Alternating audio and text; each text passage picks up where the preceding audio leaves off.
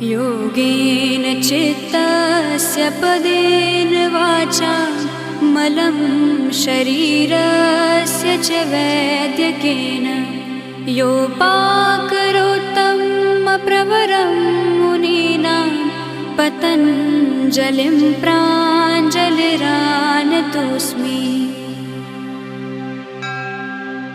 योगेन चित्तस्य पदेन वाचा मलं शरीरस्य च वैद्यकेन योपाकरोत्तं प्रवरं मुनीनां पतञ्जलिं प्राञ्जलिरानतोऽस्मि।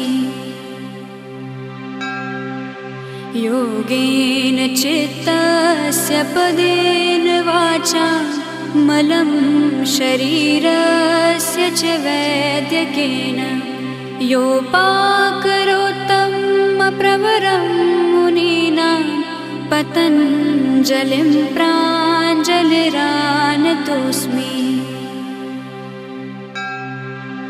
योगेन चित्तस्य पदेन वाचा मलं शरीरस्य च वैद्यकेन योपाकरोत्तं प्रवरं मुनीनां पतञ्जलिं प्राञ्जलिरानतोऽस्मि।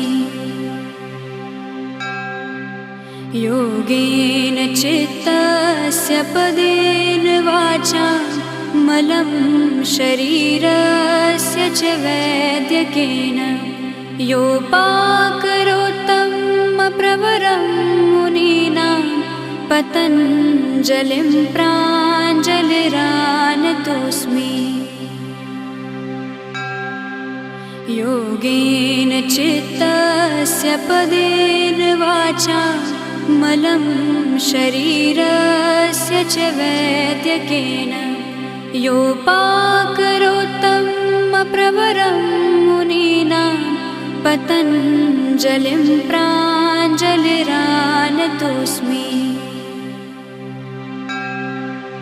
योगेन चित्तस्य पदेन वाचा मलं शरीरस्य च वैद्यकेन योपाकरोत्तं प्रवरं मुनीनां पतञ्जलिं प्राञ्जलिरानतोऽस्मि।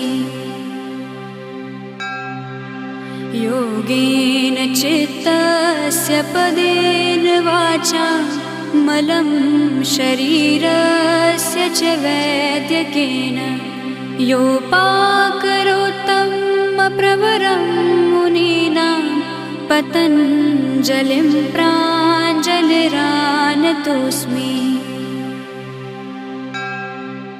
योगेन चित्तस्य पदेन वाचा मलं शरीरस्य च वैद्यकेन योपाकरोत्तं प्रवरं मुनीनां पतञ्जलिं प्राञ्जलिरानतोऽस्मि।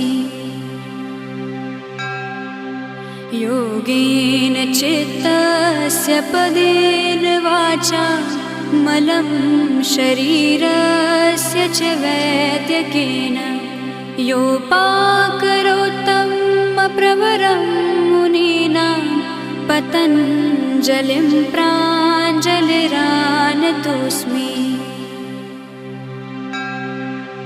योगेन चित्तस्य पदेन वाचा मलं शरीरस्य च वैद्यकेन योपाकरोत्तं प्रवरं मुनीनां पतञ्जलिं प्राञ्जलिरानतोऽस्मि।